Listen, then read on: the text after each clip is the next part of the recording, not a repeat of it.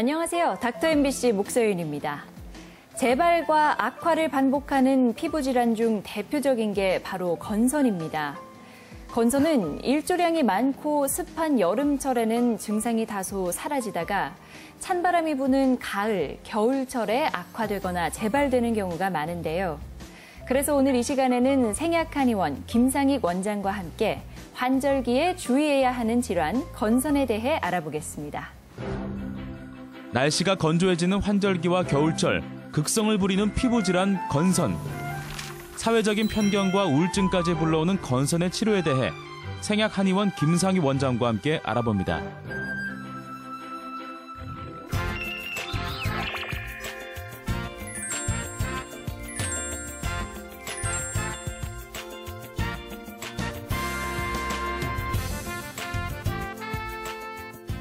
안녕하세요, 원장님. 네, 안녕하세요. 네. 오늘은 건선에 대해 알아볼 건데요. 네. 건선은 어떤 질환인가요? 건선은 표피 세포의 비정상적인 증식으로 각질의 인설이 덮인 홍반성 피부 병변을 일으키는 만성 재발성 피부 질환을 말합니다. 네, 만성적이고 재발도 된다 하셨는데 그럼 이런 건선은 왜 생기는 건가요? 건선의 특별한 원인은 아직 규명된 바는 없는데 우선 유전적인 요인과 또 산업화에 따른 그 매연을 동반한 모든 환경적인 요인, 네. 그리고 면역학적인 요인, 그리고 피부 보호막의 이상 등의 원인이 있는데 생약 치료에 있어서는 이러한 원인에서 오는 원인 물질이나 유해 물질들을 제거하는 데 초점을 두고 있습니다. 네. 건선이 환절기가 되면 심해진다 이렇게 알고 있는데 그럼 계절과도 관련이 있는 건가요? 환자에 따라 증상을 호소하는 계절은 따로 있습니다. 예. 이제 보편적으로 환절기나 봄, 가을 그리고 기온이 떨어지는 각질 생성이 굉장히 왕성하게 이루어지는 겨울철에 건선을 호소하는 환자들이 대부분입니다. 그럼 건선이 많이 발생하는 부위는 어떤 부분인가요? 주로 나타나는 부위를 확정 지을 수는 없는데 사진에서 보는 바와 같이 처음에 이제 팔다리에서 조그맣게 시작하다가 배, 네. 등, 그리고 엉덩이, 그리고 얼굴, 머리, 그리고 최근에는 이제 귀 속에까지 번지는 경우가 종종 있습니다. 네. 건선이 있으면 증상은 어떤 걸 보이죠? 건선은 처음에는 좀 미약하게 나타납니다. 이런 국소적인 환부가 전신으로 번지면서 각설, 즉 인설이 덮으면서 염증성 증상이 동반되는 질환입니다. 네. 그럼 건선의 치료 과정이 또 궁금한데요. 건선의 치료 과정은 이제 난치성 질환인 건선이나 아토피나 또 화폐상습진 이런 것이 좀 치료 그 과정은 좀 대동소이합니다. 우선 치료하면서 시작되는 것이 이제 극대화된 명현 현상. 명현 현상이 온다면 반드시 호전 주기가 오고 이런 명현과 호전 주기가 반복되면서 각질이 생겼다가 탈락되는 것이 반복되면서 새살이 돋아나고 이래서 깨끗한 피부로 완치시키는 겁니다. 그런데 반드시 이렇지는 않고 최근에 한 예를 들자면 지난 8월 달부터 치료하신 환자분은 20일 정도에서 명현 현상이 극대화되다가 네. 그다음부터는 그냥 반복되지 않고 계속 호전 주기로 가다가 최근에 빠른 효과를 보면서 한 3개월 정도뿐이 안 됐는데 한 90%는 난 경우도 있습니다. 네. 그런데 피부 건강을 위해서는 우리가 수분 섭취를 강조하잖아요. 네. 건선 환자 같은 경우에도 수분 섭취가 중요한가요? 수분 섭취는 정말 좋은 물, 산소가 많이 포함되고 미네랄이 많이 된 수분은 건선이나 피부병 환자는 물론 일반인들도 건강하게 많이 마시면 좋기 때문에 네. 이 피부로 앓고 있는 환자분들은 많이 마셔주는 게 좋죠. 네. 건선의 증상이 그렇게 심하지 않은 분들은 뭐 좀 두다 보면 나아지겠지 하고 기다리는 분들도 있을 것 같아요. 그런데 이렇게 방치했을 경우에 나타나는 합병증이 있다면서요? 이제 이런 피부병은 그냥 방치했다고 낫는 건 아니고 예. 그런 경우는 어렸을 때 유아 때 좀 이렇게 발생했다가 6, 7세나 10세 미만의 자가 면역으로 스스로 낫는 경우는 있는데 네. 그 이후에는 절대 그냥 둬서 낫는 건 아니고 여기에 대한 이제 합병증은 건선 학회 보고에 의한 통계가 관절염 30%, 그리고 당뇨병 21%, 고혈압 29%, 그리고 기타 질환이 20%를 잡는데 이럴 걸 방치했을 때는 세균 감염으로 인해서 또 다른 합병증도 생길 수 있습니다. 네. 그럼 건선 환자들이 일상생활에서도 좀 주의해야 할 점이 있을까요? 일반적인 난치성 환자에게서 듣는 많은 질문 중에 하나입니다. 네. 근데 제가 중요하게 생각하는 거는 이게 각질이 생기고 하는 거기 때문에 기계적인 마찰, 떼수건이나 샤워 타월로 많이 문지르거나 인위적인 탈락을 권하지 않고요. 자연적인 탈락을 유도해야만 치료도 빨리 되고 악화 안 됩니다.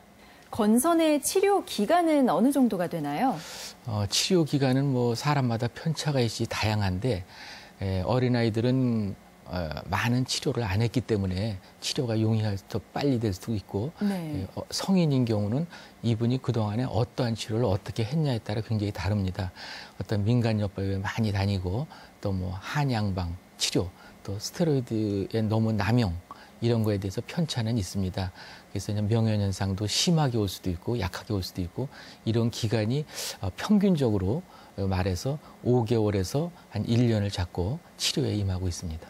마지막으로 건선이나 피부 질환으로 고생하시는 분들께 한 말씀 부탁드립니다. 한방이나 양방에서 규정한 건선의 원인과 또 각 그 의료기관에서 치료하는 방법과 주의사항이 때로 다를 수는 있습니다. 네. 그러나 공통적인 거는 꾸준한 운동과 그리고 충분한 휴식과 수면 그리고 스트레스 해소, 네. 청결 이런 거를 이제 우선으로 두는데요. 그 중에서도 어려운 게 이제 음식 관계입니다. 음식 관계에 굉장히 많은 규제를 두기 때문에 그거 특별히 이제 스트레스가 문제가 됩니다. 예를 들어서 육류, 또 밀가루 음식, 또 유제품, 또 기름에 튀긴 거 그런 여러 가지 다양한 종류가 금기 사항인데 이 생약 치료에 있어서는 그런 금기보다는 본인이 그 음식을 먹고 알러지를 많이 일으키거나 그리고 특별히 반응이 안 좋은 것만 빼고는 웬만큼 음식은 허용하고 집에서 만든 그 부모님이 해주는 음식은 이제 육류를 포함해서 골고루 먹어서 영양의 불균형을 이루지 않게 하면서 이제 초점을 맞춰 치료를 하고요. 또 두 번째로는 역시 아까도 얘기했지만 각질이 많이 생기기 때문에 그 기계적인 마찰이나 인위적인 탈락을 유도하지 않고 자연적인 탈락을 원하고요. 그다음에 이제 마지막으로 최초에 이 질병이 발생했을 때 어떤 대증 치료나 어떤 그 관리적인 차원의 치료보다는 원인 물질이나 유해 물질을 제거할 수 있는 그런 치료를 선택해서 하면 바람직하겠습니다. 네, 오늘 이 시간에는 한의사 김상익 원장과 함께 건선과 생약 치료에 대해 알아봤습니다. 고맙습니다, 원장님. 네, 감사합니다.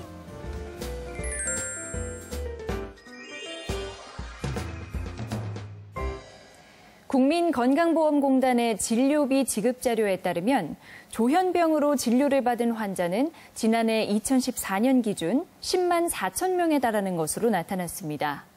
생각보다 많은 분들이 조현병이라는 정신질환을 앓고 있다는 걸 알 수 있는데요. 멀지 않은 주변의 이야기일 수도 있습니다. 그래서 오늘 이 시간에는 신세계 효병원 이산수 과장과 함께 알기 쉬운 조현병에 대해 알아보겠습니다. 환자 본인은 물론 가족과 주변 사람에게 더 큰 고통을 안기는 정신질환 조현병. 조기 진단과 치료에 적극적인 관심이 필요합니다. 정신건강의학과 전문의 이산수 과장과 조현병에 대해 자세히 알아봅니다.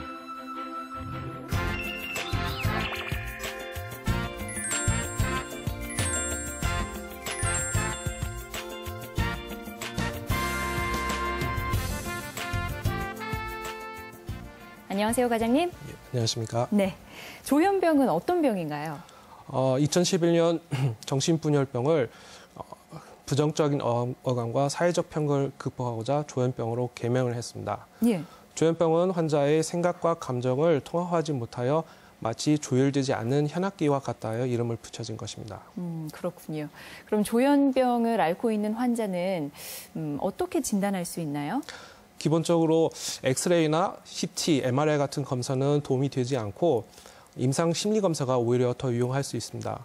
그러나 환자의 생각과 행동을 평가해야 하기 때문에 환자의 정확한 과거력이나 임상 증상이 더 중요하다고 생각합니다. 조현병의 진단 기준은 어떻게 되나요? 간단하게 망상, 환각, 횡설수설, 기괴한 행동, 음성 증상이 2개 이상, 한 달 이상 지속돼야 하고 그다음에 발병 전에 비해서 6개월 이상의 기능 저하가 있어야 된다 합니다. 예, 음성 증상이 2개 이상 지속되어야 한다 하셨는데 음성 증상은 뭘 말하는 건가요? 조현병 증상을 크게 양성 증상과 음성 증상을 나눌 수 있습니다. 양성 증상은 보통 사람에서 과하게 나타나는 것으로 망상과 환청 등을 여기에 해당되며 음성 증상은 정상인에 비해서 부족한 것을 의미하며 감정 표현의 결핍, 그다음에 무욕종, 무쾌감, 집중력 저하 등을 말합니다. 네, 조현병의 증상으로 환각 또 망상이 있다고 말씀하셨는데 이런 증상들이 어떻게 나타나는 건지 좀 궁금하거든요. 예. 망상과 환각은 조현병에만 특징적인 것은 아닙니다. 그러나 망상 중에서 외계인이 내 몸에 도청기를 심고 감시를 한다는 기괴한 피해 망상이 있거나 다른 사람들이 생각을 내가 알거나 다른 사람들이 내 생각을 알거나 같은 사고의 전파에 관한 망상이나 모르는 사람이 내 일에 자꾸 연관되어 있는 것 같다는 망상이 있을 경우는 조현병의 망상이라고 의심할 수 있고 환각 중에서는 환청이 제일 흔합니다. 환청은 2사람 이상의 목소리가 자꾸 대화하는 목소리가 들리거나 어떤 목소리가 내 행동이나 생각에 대해서 논평하는 목소리가 흔합니다. 네. 간헐적으로는 환취를 호소하는 분들이 있는데 이 환취로 인해서 음식을 먹지 않거나 그다음에 식사를 거른 모습도 보일 수 있습니다. 이런 증상이 있으면 좀 힘들 것 같다는 생각이 드는데 이런 조현병은 왜 생기는 건가요? 조현병은 뇌 기능 이상으로 발생하는 뇌 질환입니다. 뇌의 신호를 전달하는 물질 중에서는 도파민이라는 화학물질이 있습니다. 조현병 환자들은 뇌의 변형계라는 곳에서 도파민이 과잉 분비가 되면은 망상이나 환청 같은 양성 증상이 나타납니다. 또한 전두엽에서는 도파민이 부족하면은 음성 증상이 나타날 수 있습니다. 최근에는 조현병 환자들의 신경 발달에 이상이 있다고 추정을 하고 있습니다. 사과나무가 탐스러운 열매를 맺기 위해서는 적절한 가지치기가 필요한데 예. 청소년기에서 정상인에서는 뇌에 필요하지 않는 신경들을 가지치기를 합니다. 조현병 환자들은 이 가지치기에 문제가 있어 뇌의 기능의 이상을 초래합니다. 그러면요, 이런 문제 인자가 있다면 조현병이 더 걸리기 쉽다 이런 위험 요인이 좀 있나요? 네. 조현병이 발병하기 위해서는 우선 환경적인 요인과 심리적인 요인과 유전적인 요인이 관여합니다. 환경적인 요인으로는 영양, 감염, 그다음에 심리적인 요인은 극심한 스트레스, 유전적인 요인으로는 가족력이 작용을 합니다. 네, 그럼 많은 분들이 이 조현병이 가족력이 있다고 하면 유전이 되는 건지 궁금해하실 것 같아요. 네, 우선은 조현병은 정확히 어떤 유저가 유전한지는 알려져 있지 않습니다. 다만 가계도 연구를 통해서 조현병이 유전한다는 경향을 알 수 있으며 통계적으로 양쪽 부모가 조현병인 경우와 일란성 쌍둥이 형제일 경우에 48% 정도 위험도를 가지고 있습니다. 또한 가족일 경우에는 약 10에서 15% 정도의 위험도를 가지고 있으며 친척일 경우는 일반인과 비슷한 3에서 5% 정도의 위험도를 가지고 있습니다. 예. 그럼 조현병은 어떻게 치료하나요? 조현병은 뇌의 질환이기 때문에 약물 치료가 필요합니다. 오직 약물 치료만이 급성기나 만성기 환자의 치료 효과가 있으며 재발을 억제하는 유일한 방법입니다. 또한 약물 치료의 단점으로는 약에 따라서 다르겠지만 졸리거나 손떨림증이 있거나 체중이 증가하는 부작용이 있을 수 있습니다. 네, 그럼 조현병의 치료 경과나 예후는 어떻게 되나요? 조현병은 개인마다 경과가 다를 수 있으나 대부분 만성적인 경과를 가지고 있습니다. 약 3분의 1은 약물 치료를 잘 하고 입원을 하지 않고 잘 지낼 수 있으나 나머지 3분의 2에서는 약물의 반응을 잘 하지 않고 입원을 자주 반복하게 됩니다. 혹시 조현병을 치료하는데 좀 어려운 부분은 없을까요? 조현병 환자들은 현실과 환상을 구분하는 현실 검증력이 떨어져 있고 그다음에 본인이 병이 있다는 병식이 없습니다. 그리고 치료를 해야 하는 동기가 없기 때문에 자발적으로 치료하는 경우가 거의 없습니다. 예. 그리고 가족들이 병원에 오기보다는 우선 민간요법이나 기도를 통해서 해결하려 하기 때문에 병이 상당히 진행된 후에 오신 경우도 있습니다. 조현병을 치료하려면 약을 얼마나 먹어야 되는 건가요? 조현병은 만성적인 질환이기 때문에 당뇨약이나 혈압약과 같이 평생을 복용해야 합니다. 더구나 조현병은 진행하면 진행할수록 치료가 더 어렵기 때문에 치매에 준해서 치료를 해야 합니다. 다만 이제 첫 발병 이후에 5년 동안 잘 치료를 했을 경우에는 약을 감량해 볼 수도 있으나 한 번이라도 재발했을 경우는 재발률이 90% 이상이 넘기 때문에 네. 계속 약을 복용해야 하는 것이 좋습니다. 계속 약을 복용해야 된다고 하시니까 이제 사람들이 생각할 때는 약에 중독되거나 혹은 약 때문에 기억력이 나빠지거나 이렇게 걱정을 하시거든요. 이건 어떤가요? 우선 기본적으로 약은 언제든지 끊을 수 있습니다. 다만 조현병은 재발을 잘하기 때문에 약을 끊으면 바로 재발을 하는 경우도 많습니다. 그리고 기억력에 문제를 호소하는 분들도 많습니다. 그런데 대부분의 경우 심리검사를 시행하면은 검사는 정상입니다. 다만 환자분들이 병 중에서 사고의 빈곤을 호소하는데 사고의 빈곤 때문에 기억력이 없다고 느끼거나 약이 졸리기 때문에 집중력 저하를 호소한 경우가 많이 있습니다. 네, 오늘 이 시간에는 정신건강의학과 전문의 이산수 과장과 함께 조현병에 대해 알아봤습니다. 고맙습니다, 과장님. 네, 감사합니다.